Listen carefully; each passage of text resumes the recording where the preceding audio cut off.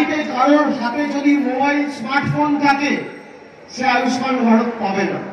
পরিবারে 4 জন সদস্য কারোর যদি স্কুটার থাকে আয়ুষ্মান ভারত পাবেন না।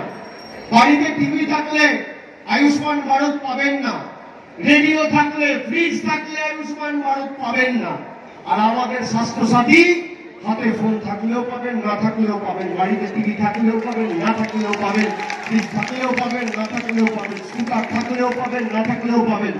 মোটরসাইকেল থাকলেও পাবেন, না থাকলেও পাবেন। রেডিও থাকলেও পাবেন, না থাকলেও পাবেন। 8 থেকে 80, ছোট থেকে বড়, মহিলা, প্রবীণ, নবীন সবাই বাংলার 10 কোটি মানুষ স্বাস্থ্যসাথী পাচ্ছে। আমরা যদি আয়ুষ্মান ভারত করতে দিতাম, বাংলার 10 কোটি মানে 10 কোটি বঙ্গবাসীর মধ্যে 40 লক্ষ লোক পেত আয়ুষ্মান ভারত, আর 9 কোটি 7 লক্ষ লোক বঞ্চিত হতো। আপনারা বলুন তো আপনারা কি চান, আয়ুষ্মান ভারত বা স্বাস্থ্যসাথী? আমরা এই কারণে করতে দিই, আমাদের তো রাজ্য সরকারের 5,000 কোটি টাকা বাঁচত। আর বাংলার মায়েদের সংগ্রাম দিল্লির বুকে আপনারা 2,000 টাকার বিনিময়ে বেঁচে দিয়েছে। 5, 10টা 15টা ভোটই তো কম পাবেন। রাজনৈতিক লড়াই তো আমরাও লড়ছি। তৃণমূলকে আক্রমণ করতে গিয়ে এরা বাংলাকে ছোট করেছে। যারা নিজেদের রাজনৈতিক স্বার্থে বাংলাকে ছোট করে মহিলাদের সংগ্রাম 2,000 টাকায় দিল্লিতে বিক্রি করে, তারা বাংলার উন্নয়ন করবে। যারা বাংলার গরিব মানুষের আবাসের টাকা আটকে রাখে তারা বাংলার উন্নয়ন করবে। যারা বাংলায় লক্ষ্মীর ভান্ডার আটকাতে চায় তারা বাংলার উন্নয়ন করবে।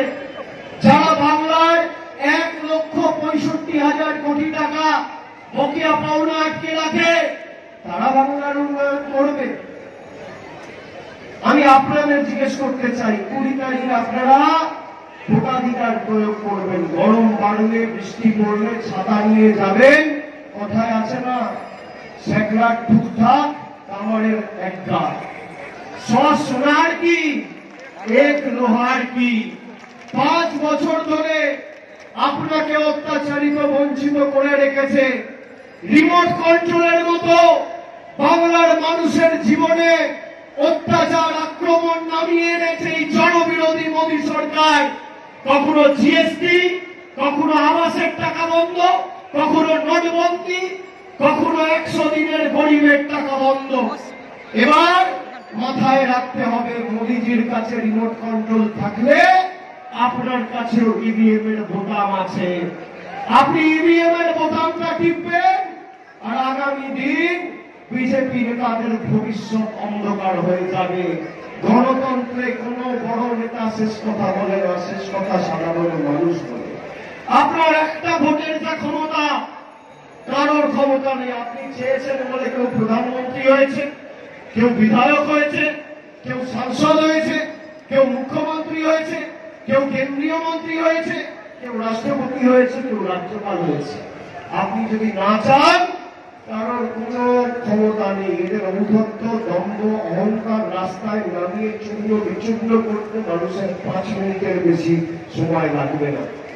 আমি 3 মাস ধরে রাস্তায়, আমি আপনাকে বলছি, আমি মানুষের চোখে মুখে যা উৎসাহ উদ্দীপনা দেখেছি, সর্বত্র উত্তর থেকে দক্ষিণ সব কটা জেলা বিগত 3 মাসে আমি গেছি, সভা সমিতি কর্মসূচি করেছি।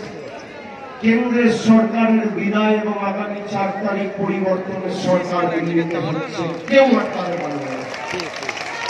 এবং সেই সরকারের ক্ষেত্রে নির্ণায়ক ভূমিকা যাতে বাংলার মানুষ পালন করে সেটা আপনাদের সুনিশ্চিত করতে হবে। আমাদের প্রথম লক্ষ্য, সরকার হওয়ার পর বাংলার যে 1,64,000 কোটি টাকা আটকে রয়েছে, আমরা 3 মাসের মধ্যে সেই টাকা এনে প্রগতিকে আরো 10 গুণ গতিকে বাড়িয়ে নিয়ে গিয়ে মানুষকে পরিষেবা পৌঁছে দেব। এত অর্থনৈতিক বাধা, বিপত্তি, প্রতিকূলতা থাকার পরেও মমতা বন্দ্যোপাধ্যায় 25,000 কোটি টাকা খরচা করে বাংলার 2,12 লক্ষ মহিলাকে লক্ষ্মীর ভান্ডার দিচ্ছে। এত বাধা, বিপত্তি, প্রতিকূলতা থাকার পরেও আমরা স্বাস্থ্যসাথী কার্ড দিচ্ছি। মোদীজি বলছে আমাকে আয়ুষ্মান ভারত বাংলার মুখ্যমন্ত্রী করতে দেয়নি।